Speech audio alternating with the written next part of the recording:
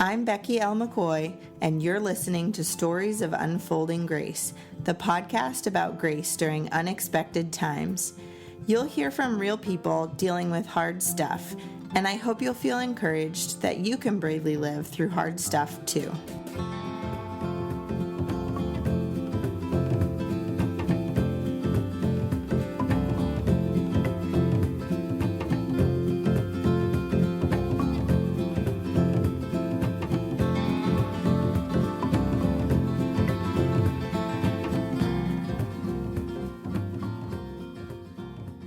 This week I'm talking with Jamie Ivey of the Happy Hour with Jamie Ivey, and can I just say real quick, I was so crazy nervous. So I don't know if it sounds like it, but if I'm going to talk about living bravely and authentically, I'm going to be honest with you. Here's my chat with Jamie Ivey.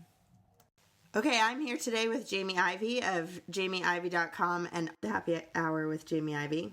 I found you through the Spring Thrive Moms Retreat last year. Oh, yeah. And I was kind of like sort of paying attention, but you had these fabulous gold earrings on.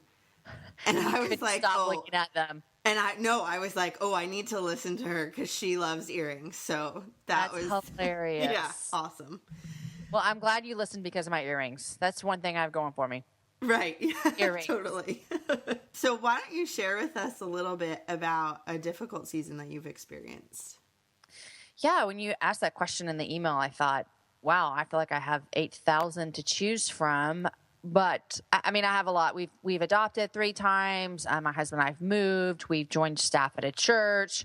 We've left jobs. All of these things came to mind. But one of the things that I always think about a lot is a couple of years ago, I worked in radio for a small bit.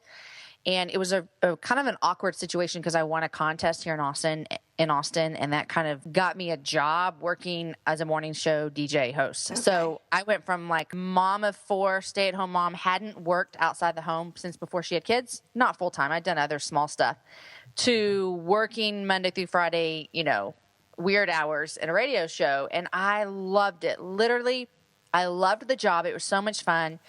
But after a couple of months, I started to really feel like my family was suffering. My kids were struggling. My marriage was struggling. And so that was a really hard season because it was hard on our family for me to be working weird hours. And it was during the summer. And it was just hard on our family. It was hard on me because I felt like I had this little thing outside my home that I'd never experienced before. And so I didn't really know how to balance motherhood and working. And I know that seems kind of weird to me now because I balance it now. But at the time it was new. I didn't know how to balance that. And I know people do that every single day of their lives. It was just new for me. It was this new season that was difficult. But what got more difficult is a couple months in, I was only there 4 months, which is crazy. But a couple months in, I really started to feel as though I think this is not where I'm supposed to be right now, which was hard because I thought, man, I won this contest and I love this. And people tell me I'm doing a good job. And so why does this feel so bad? Why does this feel so off? And so after a lot of thought put into it, my husband, Aaron, was really gracious to let me make this decision, even though we could both see the writing on the wall, is that I had to quit that job. And that was a really hard thing for me. It was a really difficult season for me to have to give up something that was going so well for me. In one sense, it was going great for me. It just was going really bad for everybody else in my family. Everyone else. Yeah, everyone else was suffering. I'm loving life. So that was a difficult season. That was probably 6 years ago, 5 years ago. It was 5 years ago this August that I had to make that decision. So yeah, that was a really hard time looking back. So what was that like emotionally, having to leave that job that you loved, but you knew it was better for your family to not do that? Yeah, I always say it was one of the hardest decisions I've ever made, but it was also one of the easiest. And I think it's okay to have something that is hard, but also is easy on one hand, because it was hard for a lot of reasons. One, I felt an obligation to this job that had taken a chance on me. I'd won this contest. They'd really invested in me. And so it was hard because I felt like I was letting people down. It was also hard because I liked it. And emotionally, I didn't really feel like it was fair that I had to make that choice. I mean, why do I have to quit something I love because my kids are unhappy? And when I say that out loud, it sounds very selfish and immature. I get that. But that was a really raw feeling that I was having. And so on one hand, it was a very hard decision. But then on the other hand, emotionally, it was one of the easiest decisions I've ever made because I would always choose my family over a career, or I would always choose my family over that momentary feeling of enjoyment and fun. And so it's this weird paradigm where it was so hard, but yet also so easy. And so emotionally, I was a wreck. I mean, I really was. For all of those reasons I just listed, it was a really hard time for me to feel like I'm letting people down, to feel as though it's not fair that my kids have to win, and also to feel like, yeah, of course my kids have to win. Of course, right. Yes. It was just all this conflicting emotion. Yeah, I think that's one of the things that's so hard about parenting is that you do have to make those sacrifices even when things are going great for one person. Mm-hmm. Yeah, that was hard. What did you struggle with most about leaving that job? What was the hardest thing? And do you feel like you handled that transition well, or would you have done it differently? Looking back, I honestly think we handled it really well. The hardness that was happening in our family, I think Aaron had every right to look at me and say, this needs to go. This is the newest thing in our family that's affecting us. You need to make a choice. And he never did. He never looked at me and said, you have to quit, which I'm thankful for. I'm thankful that I got to make that decision and that God really allowed me to walk through that and come to that decision. I think it would have been harder had Aaron said that to me. I would have trusted him and I trust his leadership. But I think the struggle was just also feeling as though just that struggle that I think we as moms and we as women feel sometimes in life of just feeling as though, what's my purpose? And for a split second, I thought I had found my purpose, and I thought I had found something that was going to fulfill something in me. And the truth of the matter is, it's not my purpose, and it's not the most fulfilling thing for me. And so I think that the struggle there was also trying to figure out, how can I trust God in something that feels so crazy? You kind of opened these doors for me, and now you're asking me to leave? That seems really weird. Could you not have thought this through, God, a couple months ago before I won this, And so that was a struggle. And I think we handled it well. I mean, it was hard. We prayed. We walked through it together. We supported each other in it. I supported the fact that our family was struggling. I acknowledged that, and he supported the fact that it was a hard decision for me to make. That's so encouraging, because I feel like whenever we're dealing with these transitions, it's really tempting not to function as a team and not to walk through it together, but to kind of feel like you're individuals walking through it on your own paths and not kind of figuring it out together.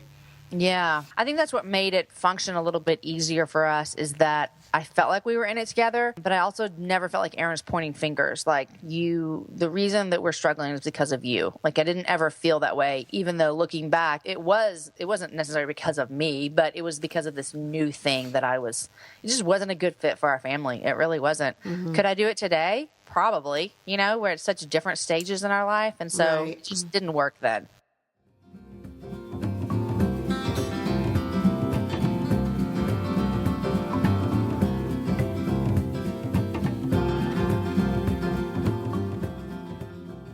I get so excited to see people choosing to live bravely and authentically. Each week on Tuesdays and Fridays, I host a Facebook Live event to share more stories of people living bravely, and I want to hear your story too. Join us at facebook.com/Becky L. McCoy.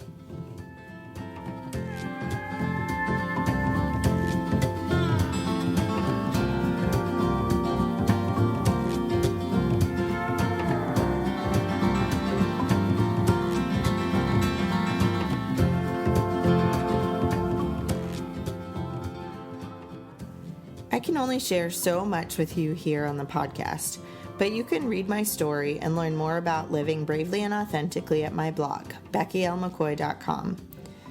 Stop by and sign up to receive my monthly newsletter. It includes book recommendations and blog posts and podcast episodes you may have missed. Check the show notes for details.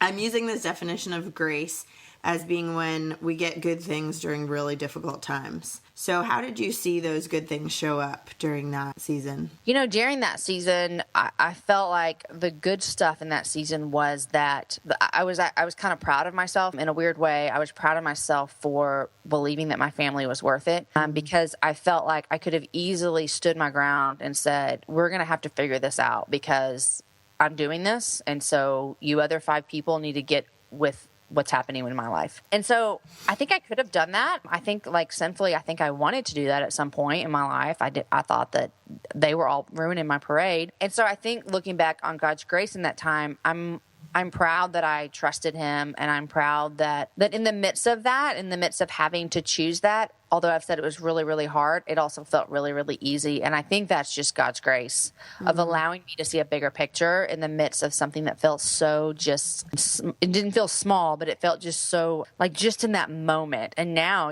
5 years removed, I have a totally different view on what that month of hardship was than I viewed it then. I mean, I see it from a totally different lens. And so speaking of God's grace now on my life, as I look back on that, and I really see that as a growing point for me, I'm thankful that I got to spend those 4 months there, because I wouldn't have this show if it weren't for that. I mean, maybe I would, but it really gave me that passion for media and radio. And so, and I also look back and it gives me a passion for other moms who are in hard seasons, because I feel like motherhood is just different seasons, one after another.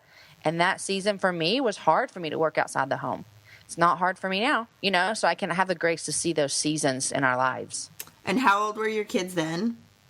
Well, two of my kids had just been home from Haiti a year. And so that was the most difficult part for us, is that we were just dealing with a lot of attachment and bonding and love. And then our house just kind of got flipped upside down, and we had, I think I had a total of like 5 or 6 different childcare workers that would come on different days. And so, I mean, you can just imagine a child. My husband traveled a lot that summer, so I would leave at 5:00 a.m. and a babysitter would show up, and my kids wake up and mom's gone, dad's gone, and it's not the same babysitter they had yesterday.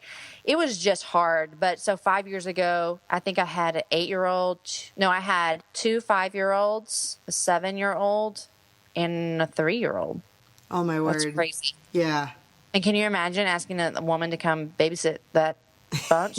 I mean, no wonder I had 6. They're probably like, I can't do this very often, Jamie, So it was a lot of transition and turnover, just because it was a hard season. How did you choose to live bravely and authentically as a result? As a result of all of that, I think it helps me kind of keep in balance my priorities. And, I said earlier that I would choose family over my job anytime. And now my job looks different. But, one way authentically I can live is I get to travel some now with my job. But for me, I set boundaries as to how often I'll leave, only because it takes away from my family. And so, that's something that I'm trying to do authentically for my family, is to really focus on my family. And we're very family driven around here. I mean, we eat dinner around the table together almost every single night. It's it's a very big value for us and our family, and it's a great way for us to connect with our kids.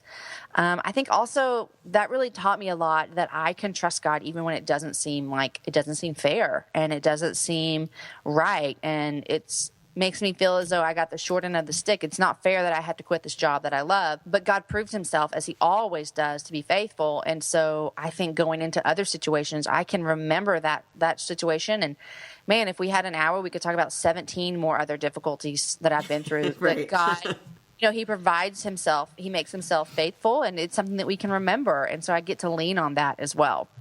If you were to talk to someone who was in a similar situation, so they're doing something that they love, but it's just not working out for their family, how would you encourage them? I would encourage them to kind of figure out what is of value to them. I'm not saying everyone needs to quit what they're doing because it's not working out for your family. Because, we need to remember family just like kind of suffering because mom has to work. Also we need to remember this, like this is such a first world problem. Many women around the world have to work. And so for me, it's a joy that I even got to make this choice. Most women, this is never a choice they make. They work because their kids need to eat. And so, let's keep that in mind as well. But I would just say to really figure out, like, what are your values? And so for me, some of my values are helping my kids. At that point, they were like helping my kids adjust well to our family. And so there were a lot of things that kind of took the back burner during that time, so that we could focus on that. And I would just encourage a woman to sit down and look at, what are the values? And you know what? If the value is the business that you're trying to run, the business that you're trying to get off the ground, whatever you're trying to do, but your family is suffering, it's not an automatic of like, well, the business has to go. That's just what it did for me. But it could be, how do we adjust what we're doing so that they can both thrive?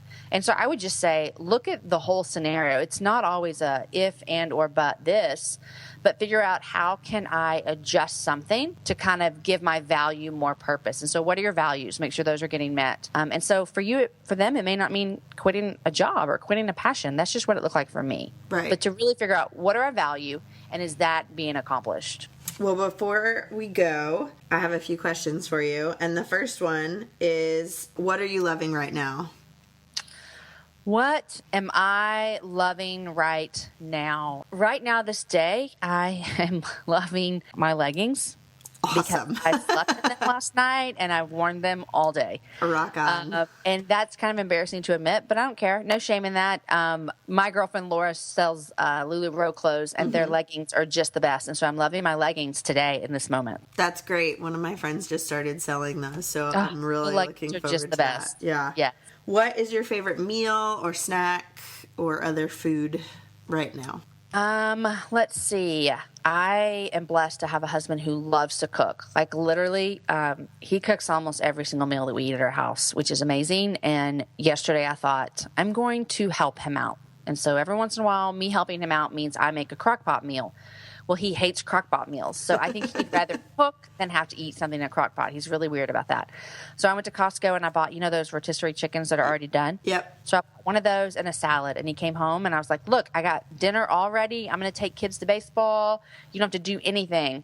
And I came home and he had taken that chicken and created his own sauce from scratch and made empanadas last night. Oh, my word. So last night, that was my favorite meal to eat right now is empanadas. But you know what? Aaron's always making fabulous food for us, and I'm a really big fan of food. And so I love all kinds of things. I've been trying to drink smoothies more, but you know what? I just don't like smoothies. So I'm kind of an eggs and bacon type of girl in the morning. So yes. I know. But I love all kinds of food and could eat Mexican food every meal if it was offered.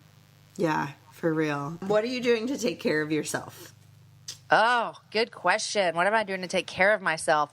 I struggle with this. I struggle with taking care of myself. I am a huge encourager of women to take care of themselves, and yet it's one of my biggest struggles. I just had a conversation with my friend Rachel Hollis about this 2 days ago. I was interviewing her for a podcast that the Influence Network puts out, and we started talking about exercising or something, and I shared my struggle with taking care of myself. And she really kind of pressed home on that about if we're going to be women that encourage women, then we need to live up to what we're encouraging them. And so I was really convicted of that. And so I'm trying to walk is what I'm trying to do. And let me tell you, that sounds like a dumb answer, but I'm trying to get out of my house. I work from home. I work in my little office with my little LuLaRoe leggings on that I slept in the night before. I drink coffee all day. I don't put makeup on. And so I kind of live in this bubble, and I just work. And then my kids get off the bus and then I'm mom mode until that night. So I'm trying to take care of myself by putting down work and getting outside and walking. And we live in the most beautiful neighborhood. It's so wonderful. And so for the past couple of days, I've been walking. And that sounds dumb, but it's how I'm trying to. That's great. Yeah, just a break from the work. And moving my body. Yeah, for sure. And the last question is, what are you doing to be brave? What am I doing to be brave? Well, I'm parenting. That's brave. Yes. I'm in the midst of writing a book. And that is no self-promotion. That is clearly, that scares the crap out of me. And so it honestly does take me stepping up to the plate every day and saying that I'm going to do this, even if it's scary. I'm going to do this, even if no one reads it. I'm just going to be brave and do what I feel like I'm supposed to do. So I'm doing that these days. And that takes a lot of bravery because I'm scared. Yes. Yeah, those big projects. People are always like, oh, that's so cool. And you're like, yeah, you do it. Yeah. I mean, another thing I'm doing to be brave, I'm parenting a 12-year-old. I mean, all joking aside, I mean, that's hard work. Yeah, for real. Well, thank you so much for sharing. Again, you guys can get in touch and learn more about Jamie on her podcast, The Happy Hour, and on her website, and that'll all be in the show notes.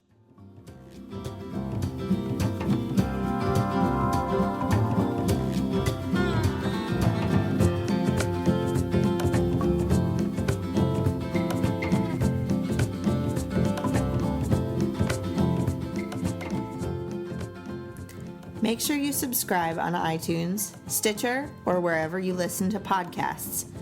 While you're there, please rate, review, and share Stories of Unfolding Grace.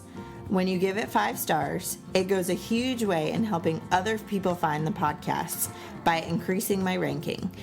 If you're interested in sharing your own story of unfolding grace, head to my blog, beckylmccoy.com/submissions. I can't wait to hear from you.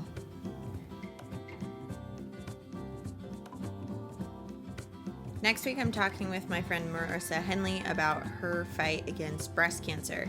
I actually got to meet Marissa a few weeks ago, and she has just got to be like the loveliest, warmest, most encouraging person I've ever met. So I'm really excited for you guys to meet her and listen to her story. And that's next week on Stories of Unfolding Grace.